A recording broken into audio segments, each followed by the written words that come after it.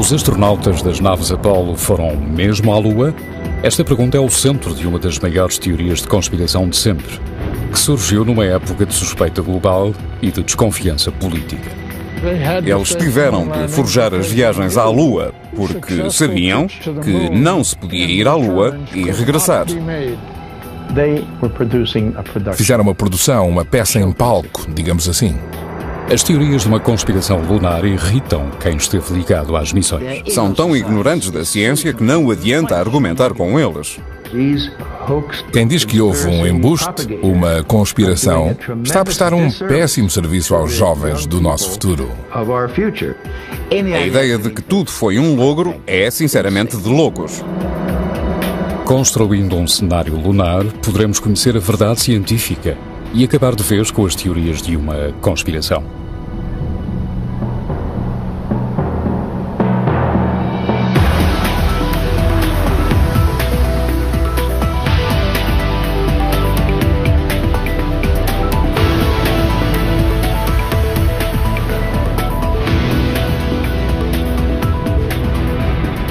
A verdade sobre a conquista lunar.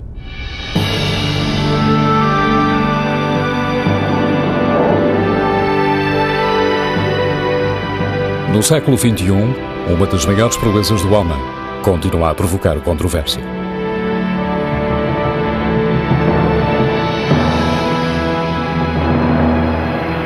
It's one small step for man, one giant leap for mankind.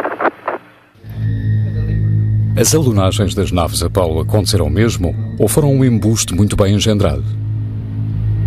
Bill Kaysing é muitas vezes chamado o pai dos defensores da teoria de uma conspiração lunar. Penso que quando Neil Armstrong disse que era um passo pequeno para o homem, mas um salto gigantesco para a humanidade, a pegada que deixou foi na Zona 51, a norte de Las Vegas, Nevada. Edwin Buzz Aldrin, astronauta da nave Apollo 11, foi o primeiro a seguir os históricos passos de Neil Armstrong.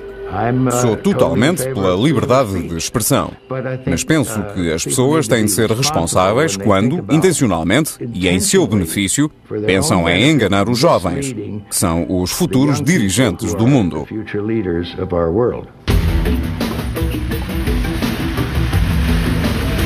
Surpreendentemente, as teorias de uma conspiração lunar provêm de um pequeníssimo grupo de pessoas.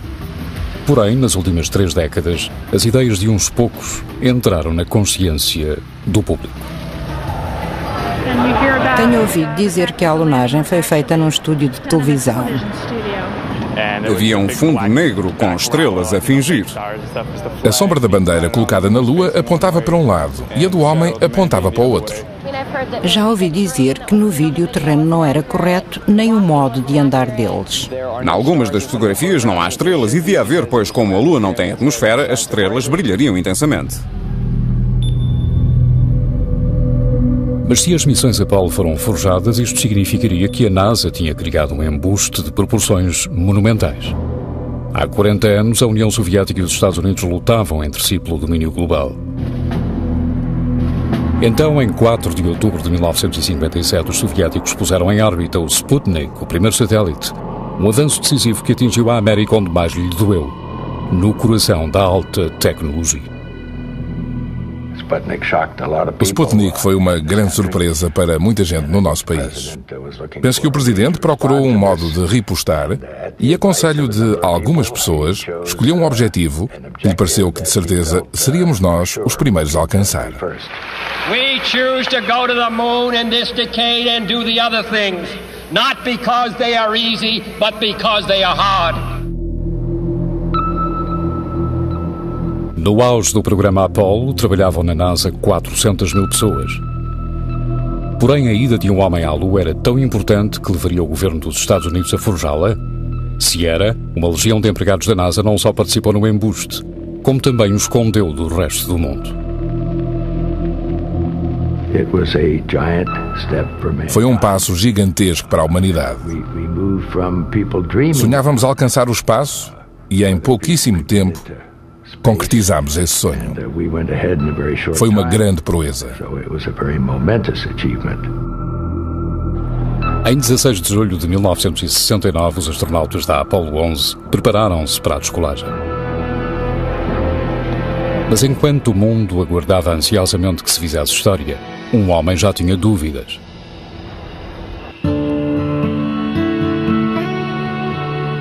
Durante a década de 60, Bill Kaysing foi diretor de publicações técnicas na Rocketdyne, a empresa que ajudou a fabricar os foguetões Apollo. Kaysing, que tinha acesso a alguns dos documentos altamente secretos da empresa, questionou a competência do projeto Apollo. Afirma ele que a CIA tentou silenciá-lo com 3 atentados contra a sua vida. Atualmente leva uma vida tranquila no deserto de Nevada, onde tem um refúgio para gatos.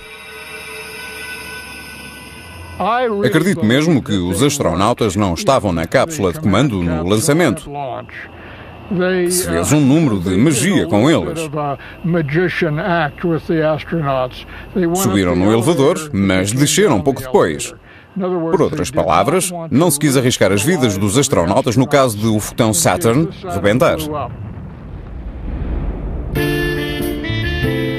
Tal como Bill Kaysing, Ralph René, engenheiro autodidata e escritor, questiona a aptidão da NASA para a engenharia na altura dos lançamentos. Eles não podiam ir à Lua com os meios que tinham. Na verdade, nem hoje, nem amanhã lá poderão ir. Não se enviam homens para onde não se enviou um macaco. Mas se a NASA não pôs um homem na Lua, teve de forjar provas. E são as imagens divulgadas pela NASA que mais têm alimentado as teorias de uma conspiração.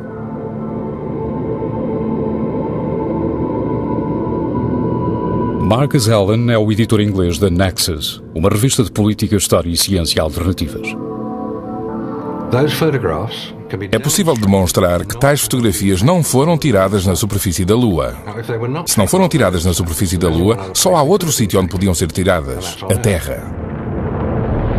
Os defensores da teoria de uma conspiração creem que as 6 idas das naves Apollo à Lua foram logros e apontam para estas fotografias da NASA como provas. Por exemplo, afirmam que as zonas iluminadas por trás deviam ser sombrias, quando na realidade mostram todos os pormenores. Noutras, as sombras fazem ângulos quase retos. Será porque havia várias luzes? Em nenhuma das fotografias da Apollo se vê um único vestígio de estrelas, apesar de terem sido tiradas no espaço. Quando se acelera um filme de arquivo, os astronautas parecem deslocar-se à velocidade normal da gravidade da Terra. E o que faz a bandeira parecer ser batida por uma brisa, quando na Lua não há vento?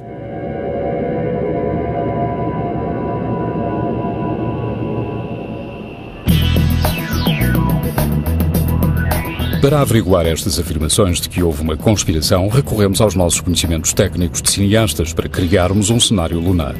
Escolhemos os pináculos de Trona, uma zona desértica a 4 horas de Hollywood, a casa do cinema. O nosso cenário lunar será usado como pano de fundo, não para forjarmos as nossas alunagens, mas sim para desafiarmos as teorias de um lobo. E embora não possamos reproduzir a intensidade do Sol na noite do deserto, a nossa única luz de estúdio é bastante potente para as nossas experiências. Pondo à prova alguns dos argumentos de uma conspiração mais famosos, poderemos acabar de vez com as teorias de fraude?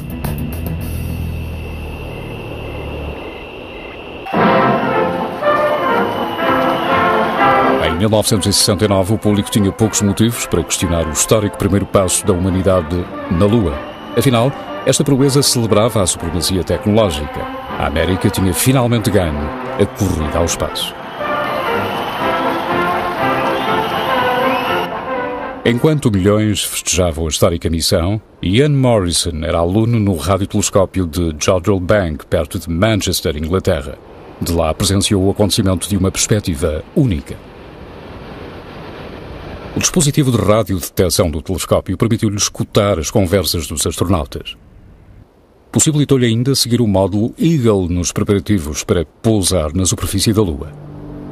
Não estávamos a seguir oficialmente a nave Apollo, mas sim a escutá-la por divertimento, no nosso interesse. T-minus 15 seconds, guidance is internal. 12, 11, 10, 9, ignition sequence start. Pudemos ouvir toda a conversa dos astronautas até pousarem na superfície. Estavam muito entusiasmados e deve ter sido maravilhoso quando pousaram. 2, 1, 0. Liftoff. We have a liftoff. 32 minutes past the hour. Liftoff on Apollo 11.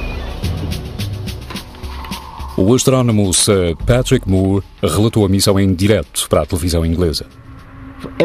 Desde o alvorecer da humanidade que sonhamos ir a outros mundos. Aquela era a primeira vez que se concretizava esse sonho. Foram momentos empolgantes, claro, e também de grande tensão. Eu conhecia Neil e Buzz. Como não havia possibilidade de salvamento, se a alunagem corresse mal, eles não poderiam regressar, e esse pensamento era insuportável. Os defensores da teoria de uma conspiração afirmam que a NASA enfrentava um grande desafio com a sua primitiva tecnologia da década de 60. Apenas 14 meses antes da missão Apollo 11, Neil Armstrong pilotou num ensaio um protótipo do veículo da alunagem. O resultado foi desastroso. Por azar, ele perdeu o domínio do veículo, mas por sorte conseguiu ejetar-se antes de este se desfazer em chamas.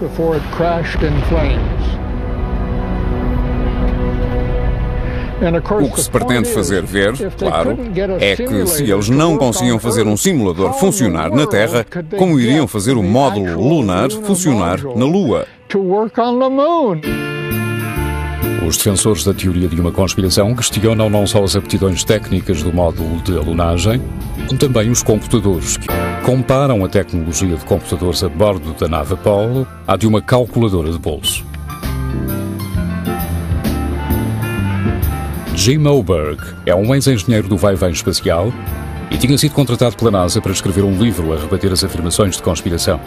Quando a NASA desistiu do livro, Jim continuou a sua defesa do projeto Apollo. É espantoso reparar que num automóvel talvez haja mais tecnologia de computadores do que nas naves espaciais Apollo. Mas como Jim faz notar, o que conta não é a tecnologia de que dispomos, mas sim o modo como a usamos. Naquele tempo, a linguagem dos computadores das Apollo era numérica. Ao contrário dos computadores pessoais modernos, os computadores das Apollo não tinham de armazenar ficheiros nem de processar imagens. A maior parte dos complexos cálculos era feita no controle da missão e estas informações eram transmitidas aos astronautas. Era um computador muito simples, porém todas as tarefas necessárias estavam bem definidas e eram bem entendidas. O computador não podia fazer muito mais, mas era capaz de fazer o suficiente pelas Apollo. Em Jodrell Bank, Ian Morrison acompanhou os cruciais derradeiros minutos do maior desafio ao módulo Eagle, guiado por computador, pousar na Lua. Tínhamos aqui equipamento que podia medir a aceleração ou desaceleração da nave espacial a abrandar para pousar. Está aqui mostrado graficamente. Isto é uma cópia do gráfico original. Vemos uma curva suave. O tornar-se menos pronunciada significa que a nave estava a descer lentamente para pousar, controlada por computadores. 60 seconds. Lights on. Mas o mais interessante é que, pouco antes de parecer ir pousar, o gráfico mudou. E em vez de descer, a nave acelerou para cima. Quando estávamos a 150 metros da superfície, Neil Armstrong mudou manualmente a direção à nave, pois viu que estávamos a ir para um sítio que lhe parecia pouco adequado e quis sobrevoá-lo para alcançar o outro lado. Roger, 1201 alarm. Roger, we got you. We're going at alarm.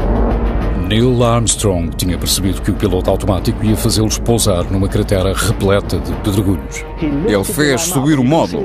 Vemos que aqui há um pequeno solavanco na altura em que ele acelerou para se afastar da superfície. A seguir vemos esta pequena ondulação de quando sobrevoou a cratera e, por fim, fez pousar o módulo. Contact light. Okay, engine stop. We copy you down, Eagle. Tranquility Base here. The Eagle has landed. Então ouviu-se a voz do Neil. O Eagle pousou.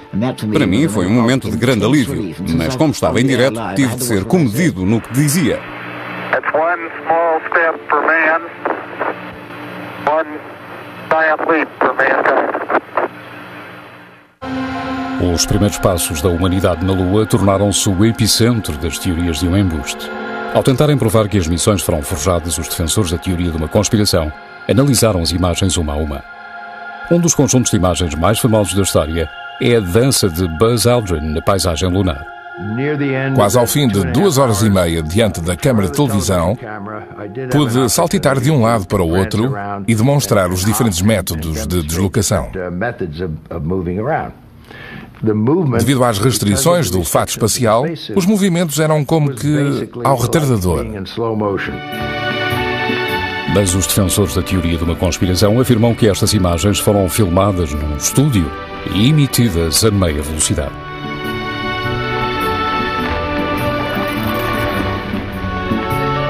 Quando são aceleradas, os astronautas movimentam-se como se estivessem sujeitos à gravidade da Terra.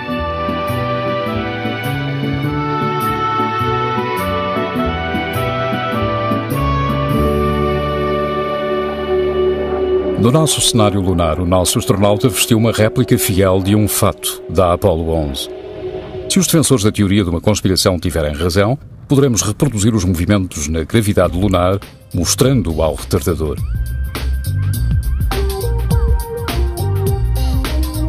A meia velocidade, os desajeitados saltos do nosso astronauta assemelham-se vagamente aos de quem caminha na Lua, mas ele não consegue imitar a leveza dos passos de dança de Buzz Aldrin.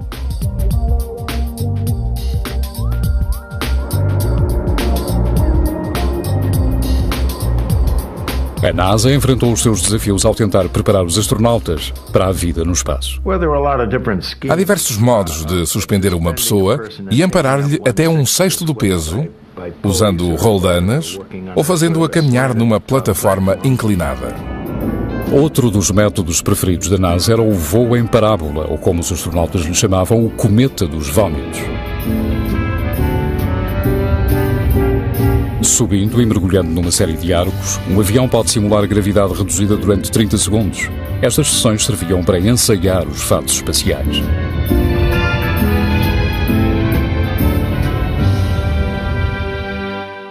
Porém, como afirmam os defensores da teoria de uma conspiração, se a NASA forjou as missões Apollo, também teve de forjar os indícios fotográficos. Não creio que os astronautas pudessem ter tirado as maravilhosas fotografias que a NASA apresentou como tendo sido tiradas na Lua. Havia muitos impedimentos naturais. Além disso, eles envergavam luvas, situação que naturalmente lhes estorvava os movimentos, e também não tinham iluminação. Ralph René crê que a concepção dos fatos espaciais Apollo impediria os astronautas de tirar fotografias na Lua. Ele concebeu uma máquina para luvas espaciais que reproduz os efeitos do espaço no corpo.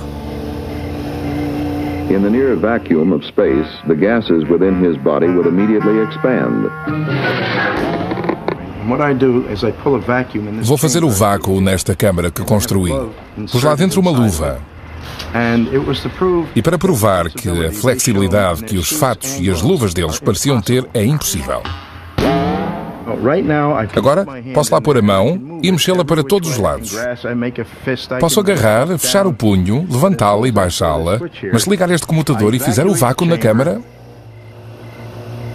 À medida que o ar é retirado da máquina, vai sendo mais difícil mexer a luva. A luva já não quer mexer-se. Não consigo dobrá-la para trás, mal consigo vergá-la para baixo e não consigo manter o punho fechado. E nunca se poderia.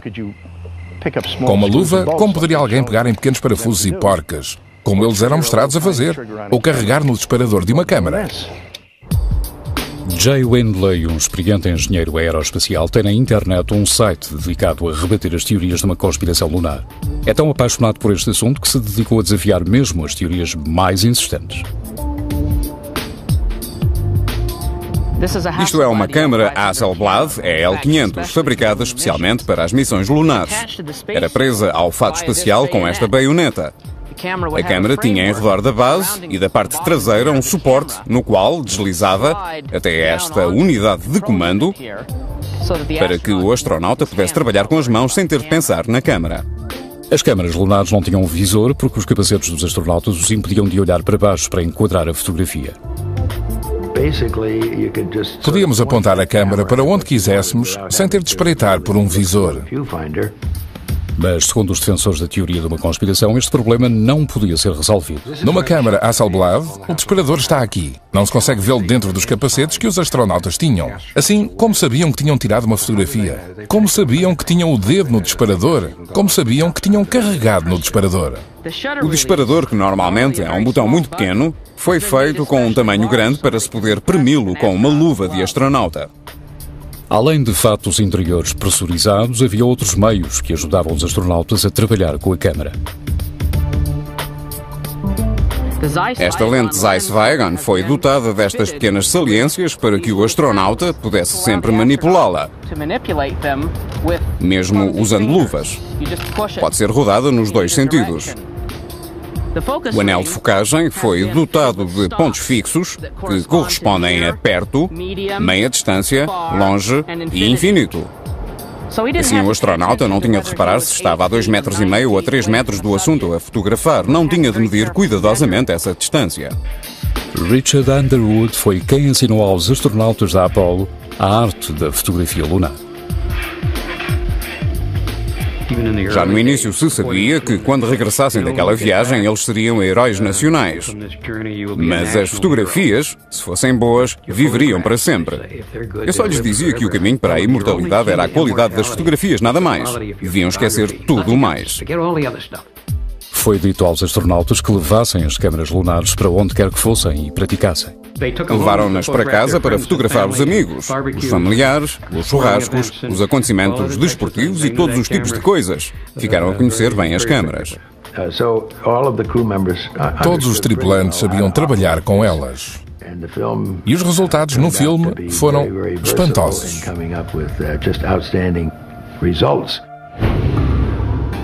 Ironicamente, estes resultados espantosos conduziram a uma das mais famosas anomalias fotográficas, o estranho caso das sombras lunares. As sombras são das provas mais fortes de que não fomos à Lua. Se virmos bem as fotografias apresentadas pela NASA como genuínas, notaremos que em muitas delas as sombras não são paralelas. Como o Sol era a única fonte de luz, todas as sombras na Lua deviam ser exatamente paralelas, mas não são. Como na Lua as sombras apontam em diferentes direções, os defensores da teoria de uma conspiração dizem que elas eram criadas por fontes separadas de luz artificial. Só há um Sol, não dois. Mas aquelas sombras eram incongruentes, porque ora divergiam dos objetos, ora convergiam, o que não pode ser. Neste planeta, vemos que as sombras de dois objetos, criadas pelo Sol, são paralelas. Porém, se formos averiguar se Ralph René tem razão, veremos que as sombras nem sempre são paralelas. As sombras são um modo muito impreciso de determinar a direção da fonte de luz, pois tendem a divergir e a convergir consoante a forma dos objetos que as fazem, e ainda consoante o terreno atrás desses objetos. A direção das sombras é assim afetada. Os defensores da teoria de uma conspiração podem dizer que a sombra segue numa direção ou noutra, literal e figuradamente, e podem levar um leigo a duvidar do que vê. Os céticos questionam ainda os pormenores visíveis em zonas que deviam ser sombrias. A sua explicação é de que havia uma segunda fonte de luz a iluminá-las. Vejamos uma das fotografias mais famosas do século XX, O Homem na Lua. Foi tirada por Neil Armstrong a Buzz Aldrin na missão Apollo 11. Esperaríamos que a zona de sombra que vemos aqui, criada por esta luz crua, fosse invisível, mas não é. Mas no nosso cenário lunar artificial vemos nitidamente as propriedades refletoras criadas pela nossa única fonte de luz. Como se pode ver, em toda esta imagem só há uma fonte de luz, que está atrás de nós. Segundo os defensores da teoria de uma conspiração, este lado do astronauta deveria estar em sombra total, mas não está. Porquê? Porque a luz do terreno à nossa volta é refletida para o astronauta e ilumina-o deste lado. Outra causa de suspeito entre os defensores da teoria da conspiração é um momento alto de simbolismo da Apollo, a bandeira americana. Há uma bandeira americana sempre fortemente iluminada, mesmo do lado em que devia haver sombra, que devia estar totalmente escuro. É óbvio que eles tinham pequenos holofotes, pois só assim a bandeira podia ter aquele aspecto. Os defensores da teoria de uma conspiração dizem que é suspeito a bandeira estar bem iluminada dos dois lados em todas as fotografias. Dizem que também devia ter sombra. Aqui, vemos a nossa bandeira bem iluminada pela frente, mas se virmos para o outro lado, veremos que, mesmo com a nossa única fonte de luz, também está bem iluminada. A luz transparece e ilumina este lado da bandeira. Mas e a questão da bandeira a ondular num ambiente em que não há vento?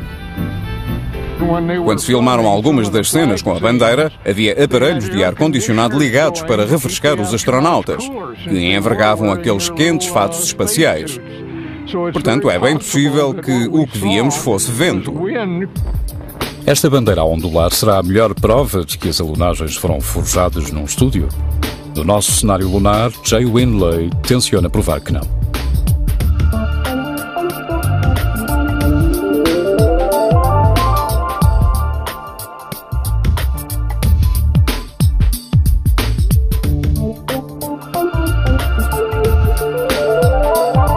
A colocação das bandeiras da Apollo deu aos defensores da teoria de uma conspiração que eles creem que seja a sua carta vencedora. O que vejo é um adejar, causado por pressões variáveis de vento. Portanto, a fotografia não poderia ter sido tirada na Lua, por muito que os apologistas digam que foi ou isto ou na Lua à brisa. Apesar de todos os preparativos na Terra, Neil Armstrong e Buzz Aldrin não sabiam o que esperar quando foram colocar a bandeira. A colocação da bandeira na Lua foi realmente um momento alto de simbolismo da missão. Não foi uma coisa ensaiada. Neil sabia onde a bandeira estava guardada. Fomos buscá-la e juntámos as duas peças.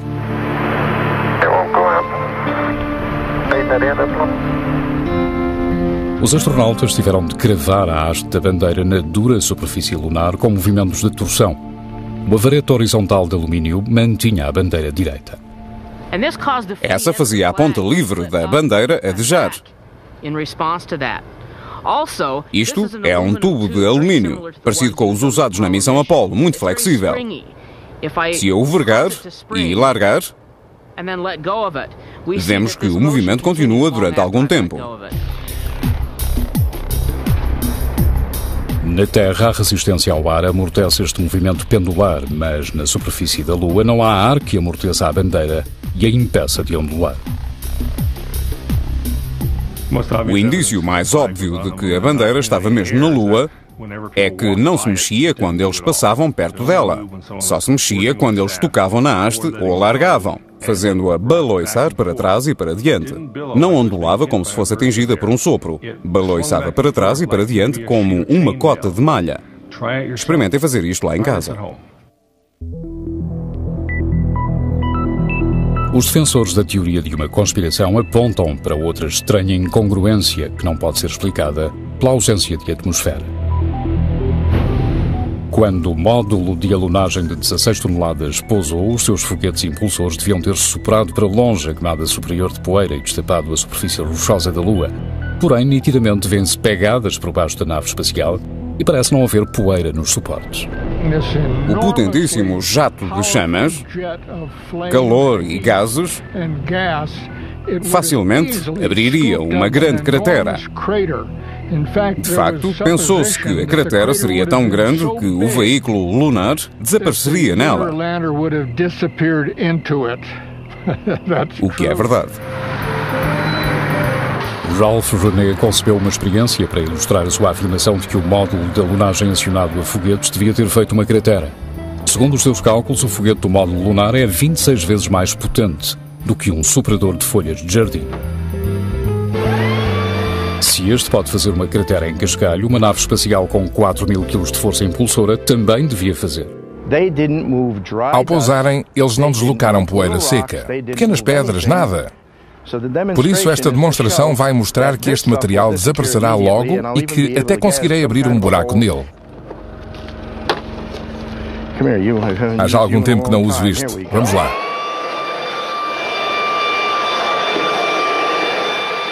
Se René tiver razão, a superfície lunar, tal como este monte de cascalho, apresentaria sinais visíveis de ter sido afetado. Depois de pousarem, a poeira fica onde estava. Como pode ser? Se soprarmos poeira para longe, ela vai para longe, como fiz aqui. O chão ficou limpo. Porém, ao aproximar-se da Lua, o veículo Eagle tinha reduzido para 25% a sua potência. Ao descer para pousar, o seu suave movimento de avanço reduziu ainda mais o efeito dos impulsores na superfície da Lua. E um olhar mais atento a algumas das fotografias revela que, de facto, a alunagem afetou uma finíssima camada de poeira, mas não o suficiente para esta cobrir os suportes do módulo. Mas a poeira não é o único elemento que falta nas provas fotográficas. Como na Lua não há condições meteorológicas, esperaríamos uma vista espetacular do espaço, porém nas fotografias da Apollo não há estrelas. Felizmente para mim e para os que procuram apurar a verdade, eles não tiraram fotografias das estrelas. Bill Kaysing está convencido de que isto foi uma decisão consciente da NASA. Os astrónomos poderiam facilmente perceber que as posições das estrelas não eram as que apareceriam numa fotografia tirada na Lua. Assim, é mais um caso em que se ignorou um pormenor por não se poder forjá-lo. Se falássemos com Aldrin, com Armstrong ou com qualquer dos outros astronautas da Apollo, eles não respondiam à grande maioria das perguntas relacionadas com as estrelas. When you looked up at the sky, could you actually see the stars and the solar corona in spite of the glare? We were never able to see stars from the lunar surface or on the daylight side of the moon by eye without looking through the optics. Perguntei a Neil Armstrong se tinha visto estrelas, pois sabia que todos fariam esta pergunta. Eu já sabia a resposta, claro, os nossos olhos não estão adaptados a isso. Os olhos humanos reagem à luz, abrindo e fechando a íris. Em luz intensa, a íris diminui de tamanho e na escuridão aumenta. Na Lua, os olhos, como a abertura da câmara, não conseguem ajustar-se ao brilho da superfície e à escuridão do espaço, simultaneamente. Se estivermos num estádio bem iluminado por holofotes ou debaixo de um candeeiro de rua, o efeito será o mesmo. Ao olharmos para cima, não veremos muitas estrelas. Nem a nossa câmara de televisão se ajusta ao extremo contraste. No nosso cenário lunar, Jay Windley vai fazer uma experiência na esperança de rebater um dos grandes argumentos dos defensores da teoria de conspiração. Vamos ver se, fotografando o céu noturno com uma câmara idêntica carregada com filme idêntico, apanharemos estrelas. Vou tirar aqui. Reparem que não espreito por um visor, apenas aponto a objetiva. A experiência de Jay bastará para invalidar os argumentos dos defensores da teoria de conspiração? Na manhã seguinte, os negativos são revelados num laboratório profissional de Los Angeles.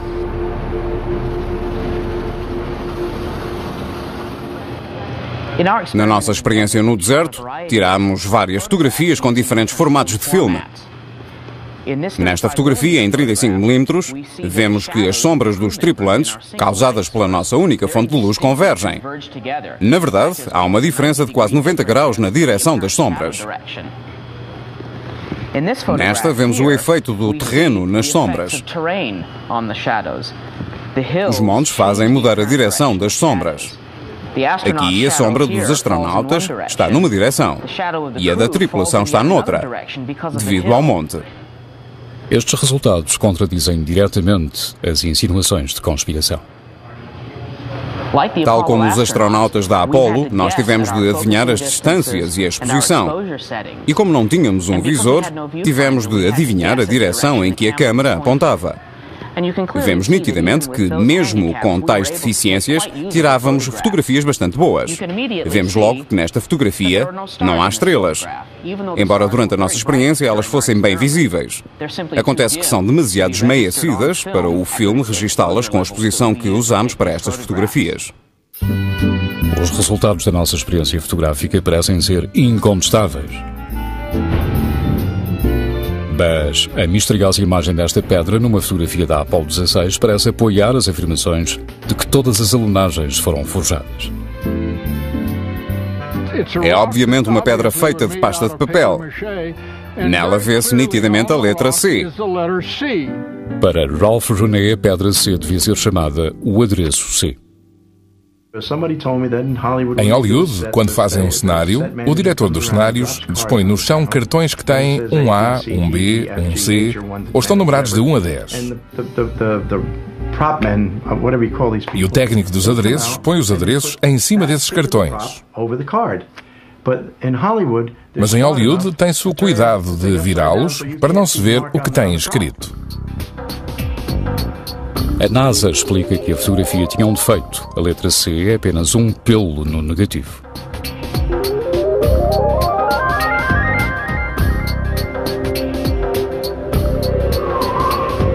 Mas esta explicação não satisfaz o editor Marcus Allen.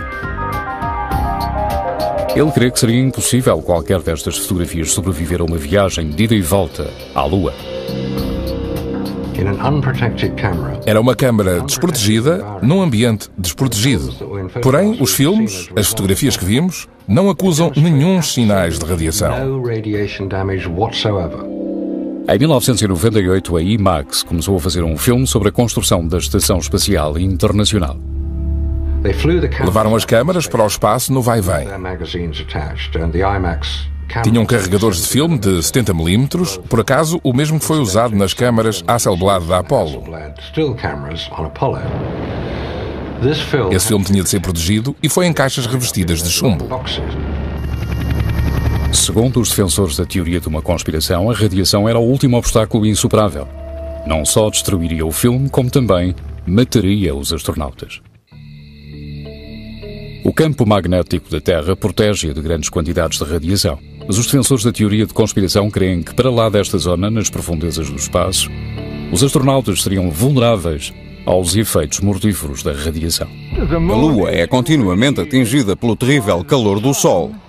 E, claro, há a radiação cósmica e ainda os micrometeoritos, que se deslocam a 96 mil km por hora e que atravessariam a câmara, o filme e os astronautas.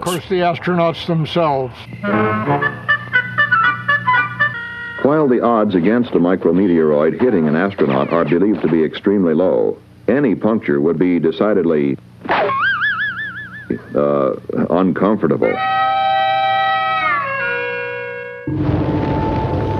Depois de saírem da atmosfera terrestre, os astronautas atravessaram a alta velocidade os anéis de Van Allen. Van Allen disse que os anéis eram um mar de radiação mortífera. Atravessar este mar seria sujeitar-se a uma dose mortal. Ao sairmos dele, estaríamos cozidos e a morrer. Estes anéis radioativos formam um aro espesso que rodeia o Equador e é menos denso nos polos norte e sul. Assim, mesmo rodeando a cápsula com 2 metros de água ou com uma massa equivalente de chumbo, não se atreveriam a atravessar o escudo de Van Allen. De facto, o Dr. Van Allen, que ainda é vivo, não faz segredo de que considera disparatado o que se diz da radiação mortífera e que é só para quem gosta do absurdo, como ele diz. Ele diz que os níveis de radiação não chegam para fazer-nos mal, a menos que lá ficamos muito tempo, cerca de um mês. A NASA afirma que os astronautas suportaram apenas uma breve exposição ao passarem 1 hora na parte menos espessa dos anéis. Mas depois de a atravessarem, enfrentaram um perigo ainda maior. Queriam aqueles cómicos meter-se numa nave de folha de estanho, convencidos de que esta os protegeria da radiação solar? Não me refiro à luz, mas sim à radiação das tempestades solares. Se sujeitarmos um homem a uma erupção solar potente, ele morrerá, se não tiver uma proteção. As erupções do Sol podem fazer variar os satélites e as redes de energia elétrica. Mas também podem ser detectadas por um sistema de computadores que nos avise com antecedência. Quem pousasse na Lua seria bombardeado pela radiação solar. Foi por isso que eles tiveram de esconder tudo. Porque não é possível fazer tal coisa. Não era possível naquela altura, não é possível agora e, de certeza, não será possível no futuro quando tentarem fazer a tal missão tripulada a Marte. Apenas 3 meses depois da missão Apollo 16, a NASA reconheceu que uma violenta erupção solar tinha atingido a superfície da Lua. Tinha sido uma erupção tão poderosa que talvez tivesse matado os astronautas se eles lá estivessem. As erupções solares são daqueles fenómenos que são um risco calculado, pois logo que nos atingem, enchem-nos de radiação. Mas temos muito tempo, horas, se não mesmo um dia ou mais, para regressarmos à Terra ou procurarmos um local blindado ou prepararmos-nos. Os astronautas só podiam valer-se da nave espacial para sobreviverem a uma erupção solar. Eles tinham pensado nisso. Tinham planeado virar o extremo mais volumoso da nave para uma possível frente de radiação. Esse extremo da nave e todo o combustível nele contido concederiam proteção suficiente contra essa vaga de radiação. Para os defensores da teoria de conspiração, a radiação é o último prego do caixão. Eles creem que os astronautas não poderiam sobreviver a uma viagem de ida e volta à Lua. Mas a radiação talvez também permita desvendar segredos da própria superfície lunar. A radiação poderá dar a resposta definitiva à pergunta: pousamos mesmo na Lua?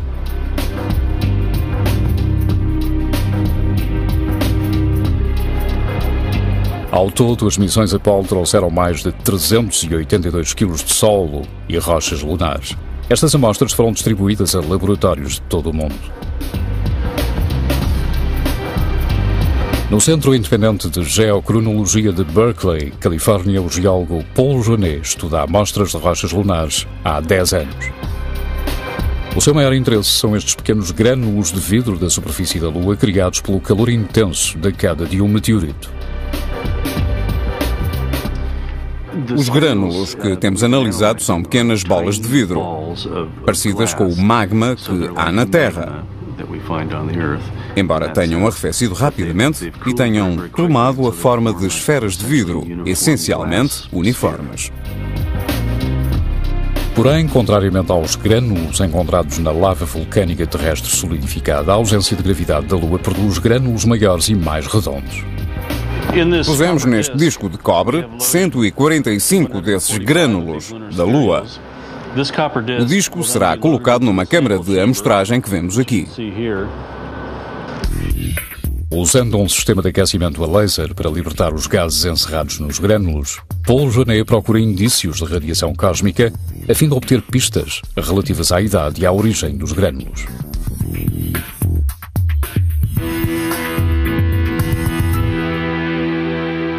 Os materiais lunares e outros que temos analisado apresentam indícios de terem sido bombardeados por radiação cósmica. Essa radiação não existe na Terra porque a nossa atmosfera nos protege muito eficazmente dela. Journet apurou que os grânulos datam de há 3.900 milhões de anos. Esta descoberta elimina a possibilidade de terem-se formado na Terra. O vidro mais antigo que conheço em qualquer ponto da Terra tem cerca de 165 milhões de anos. Portanto, a Terra, com o seu ambiente muito dinâmico, não tende a conservar estes objetos de vidro, enquanto que a Lua, que do ponto de vista térmico está morta, tende a conservá-los. Os resultados que obtivemos são prova definitiva de origem lunar. Posso dizer com toda a certeza que são provenientes da Lua. Mas nem estas provas abalam a obstinada convicção dos defensores da teoria de conspiração. As rochas lunares foram forjadas, como foi a história das imagens dos astronautas. A NASA tem um laboratório de cerâmica onde facilmente poderia ter produzido os 300 e muitos quilos de rochas alegadamente trazidas da Lua. Mas são os indícios que os astronautas deixaram ficar na Lua e não os que trouxeram para a Terra que poderão proporcionar a prova inabalável. Em cada missão bem-sucedida à Lua fez-se uma série de experiências. Mais de 30 anos depois da Apollo 11, uma delas continua a funcionar: o alvo lunar de raios laser. Houve duas importantes experiências. Uma foi um conjunto de refletores para refletir feixes de laser emitidos da Terra para a Lua. Pois a geometria destes refletores devolvia o feixe exatamente na mesma direção em que tinha chegado. No alto dos Montes Davis, no Texas, o Observatório McDonald continua a colher informações desta experiência. Em 33 anos, ninguém apareceu, ninguém veio falar connosco. Jerry Wyant acolheria bem uma visita dos defensores da teoria de uma conspiração. Desde 1969 que a sua equipa dispara um feixe de laser para o objeto da experiência, à média de 240 vezes por ano. É claro que foi no local da Apollo 11 que os Estados Unidos colocaram o primeiro conjunto refletor lunar. Por isso, disparamos um laser para este ponto e para outros 3 na Lua. Vamos ligar o laser e, passados poucos segundos, veremos o clarão. O laser atinge o refletor na superfície da Lua e é devolvido na forma de uma série de impulsos que a visão humana não detecta. Medindo o tempo que cada impulso de laser demora a regressar, os cientistas obtêm informações vitais sobre a posição da Terra no Sistema Solar.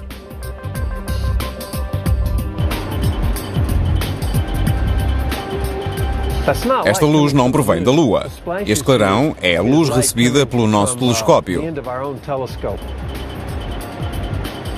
Este é o primeiro local em que o homem pisou a Lua. A nossa busca da verdade revelou a resposta definitiva. Talvez seja por isto que os defensores da teoria de conspiração têm tão pouco a dizer sobre este assunto. É triste que os detratores nunca se tenham incomodado a falar com as pessoas que estiveram ligadas às missões. Decidiram que tudo era um embuste e nunca se incomodaram a falar connosco. No auge da corrida ao espaço, a União Soviética e a Alemanha Oriental tinham tecnologia para escutar as missões Apollo. Porém, os defensores da teoria de conspiração ignoram este poder de escuta e o silêncio dos grandes inimigos da América. Porque não perguntam eles aos russos? Os russos estavam em concorrência connosco. E se desconfiassem de que estávamos a forjar alguma coisa, teriam contado ao mundo inteiro. Sempre que alcançamos uma fronteira mais distante, há pessoas que contam histórias e outras que as envolvem em mito. Cristóvão Colombo foi ridicularizado quando descobriu que a Terra não era plana, mas sim esférica. Talvez todos os grandes feitos da humanidade estejam condenados a atrair o ceticismo e a controvérsia. Num milhão de anos de história da humanidade, ir à Lua, uivar à Lua, desejar a Lua, foram metáforas que designavam o impossível e então, subitamente, conseguiu-se ir à Lua. Mas penso que grande parte disto é vandalismo cultural. Vândalo cultural? Dessa gosto. Vou pôr um letreiro no meu carro a dizer: sou um vândalo cultural. Essa é boa. Tal como o impulso de desfigurar a Mona Lisa ou de gravar as iniciais do nome numa estátua, gravar as iniciais na face do programa Apollo é um impulso que algumas pessoas parecem ter. Como criar e disfarçar um embuste de tal magnitude seria um esforço enorme, para a NASA foi muito mais fácil construir um foguetão e pôr o homem na Lua. Versão portuguesa via satélite.